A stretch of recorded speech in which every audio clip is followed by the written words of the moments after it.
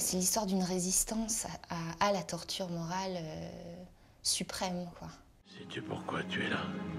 Non, maître. L'intérêt du film, c'est l'instinct de survie qui lui permet d'endurer le pire. Je ne suis le maître de personne, juste camarade. Camarade de Staline. Je ne suis que Joseph Staline, en plus, c'était un peu le nom de code du film avant qu'on trouve le titre définitif. Et c'est très représentatif de cette espèce de fausse humilité de ce dictateur et de ce tyran qui a l'originalité d'être un tyran, le premier grand tyran du communisme. Donc d'une idéologie qui est une idéologie de la modestie. Crois-tu que j'ai instauré la terreur de gaieté de cœur? Il y a un côté shakespearien, c'est Richard III. Hein. Finalement, on change, enfin, on réinvente jamais complètement. Les hommes doivent accepter qu'à tout moment, sans raison précise, on puisse les ramener à cette forme absolue de modestie qu'est la mort. Bien sûr, elle pourrait tout évacuer, elle pourrait se jeter par la fenêtre, passer sous les roues d'une voiture, elle ne le fait pas. Parce que derrière, il y a l'espoir, aussi ténu soit-il, que son mari s'en sorte, que sa famille s'en sorte. Et il y a toujours une porte ouverte. Et ça, c'est une chose que je trouve très proche de la vie, ça. C'est-à-dire, avant de vraiment accepter le drame ou la tragédie ou même le deuil, il faut un temps d'adaptation. Parfois, on n'est pas fait pour accepter le malheur. Tu sais bien que personne ne peut jamais protéger personne. Oui, mais tout le monde peut dénoncer tout le monde. C'est pas un film d'action, c'est pas un film d'épopée, c'est...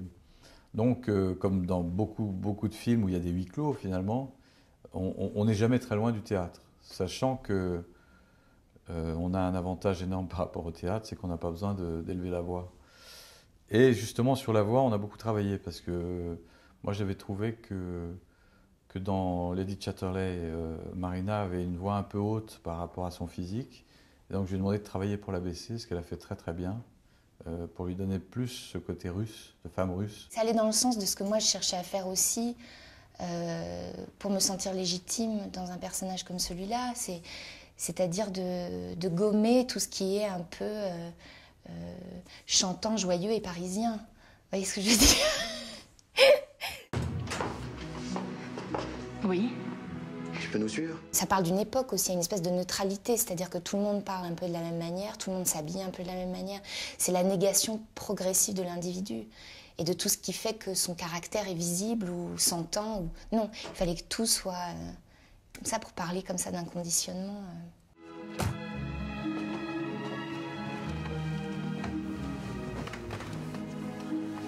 Ce qui était difficile, c'était de trouver la justesse émotionnelle par rapport aux situations.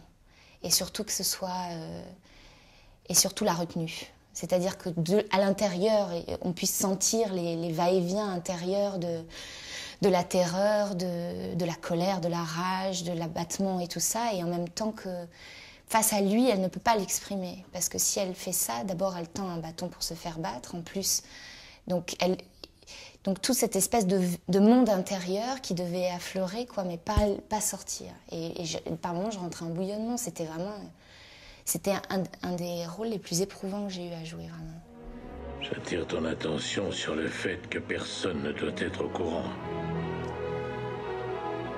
Et André, le travail de la voix, c'était important aussi. Il fallait qu'on ait l'impression quand même d'une voix de dictateur, enfin d'outre-tombe pratiquement. Avec André, on a préparé, on a fait beaucoup de répétitions, de lecture du texte et tout ça. Si cela s'ébruite, je n'aurai pas d'autre solution que de te faire disparaître. André, il est tellement inquiet, anxieux lui-même, que par moments, on rentrait dans des espèces d'échauffements terribles de réflexion sur est-ce que ce mot est bien, ou dit comme ça, ou est-ce qu'il faudrait... On rentrait dans l'hyper-perfectionnisme avec André. On refait plein de prises, il n'est jamais satisfait, il est incroyable. J'ai jamais vu quelqu'un travailler comme ça de ma vie. Réfléchis bien pour ton mari. Je ne lui dirai rien. À quelle confiance puis-je faire, moi, à quelqu'un qui est dévoué à une autre personne? Les scènes que je redoutais, c'était pas tellement au début, c'était pas les grandes confrontations entre Marina Hans et André Dusselier. C'était plus, par exemple, les scènes du couple, les scènes de l'intimité du couple, les scènes d'amour. Là, j'avais l'impression d'abord peut-être par ma mentalité, par une espèce de pudeur et là, par moments, j'ai un petit problème de légitimité sur le fait de rendre l'intimité de ce couple. Allez, on y va. Sachant qu'en plus, c'était pas évident parce que je veux dire, c'est pas un couple a priori sensuel, Édouard Baird, Marie-Laurence, c'est un couple. Donc on était plus dans des rapports amoureux et des rapports amoureux intellectuels que dans des rapports amoureux qui sont. Et il fallait en même temps montrer que à l'époque, ben heureusement qu'il y avait l'amour parce que sinon et l'amour physique, sinon il y avait pas grand-chose. Qu'est-ce que tu vas faire? Te quitter. C'était quasiment à chaque fois des scènes injouables qu'on avait à jouer ensemble, c'est-à-dire la déportation, la rupture, les retrouvailles après la torture. Enfin, on avait à chaque fois, chaque scène, sur des scènes très courtes en plus, des enjeux énormes à incarner. Et aussi faire croire à l'idée d'un couple très soudé, très fusionnel depuis longtemps. Et c'est quasiment ce qu'il y a de plus difficile, quoi. Il y a quelques jours, on était le couple le plus solide du monde. La transformation d'Édouard Baird, c'était un peu aussi le pari du film parce que tout le monde connaît Édouard. C'est vrai que sa transformation est très intéressante parce que la façon dont il est passé de ce qu'il est à ce personnage, c'est une vraie composition. Allez, on y va. Avec Édouard, on a de façon assez différente de se concentrer sur un plateau de tournage. Et en même temps, Édouard, c'est vraiment un gentleman, quoi. C'est vraiment quelqu'un qui respecte complètement la personnalité de l'autre, quoi. Et on avait ces scènes impossibles à jouer. Et lui, sa manière de se concentrer, c'est de décharger toute son angoisse en déconnant avec toute l'équipe technique.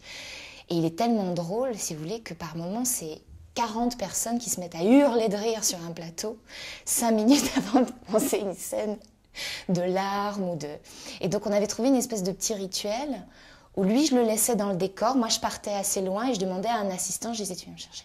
Oui. Et quand il avait fini d'évacuer comme ça toute son angoisse, on venait me chercher comme ça sur le plateau silencieux et lui il attendait très très sage et tout ça, très respectueux.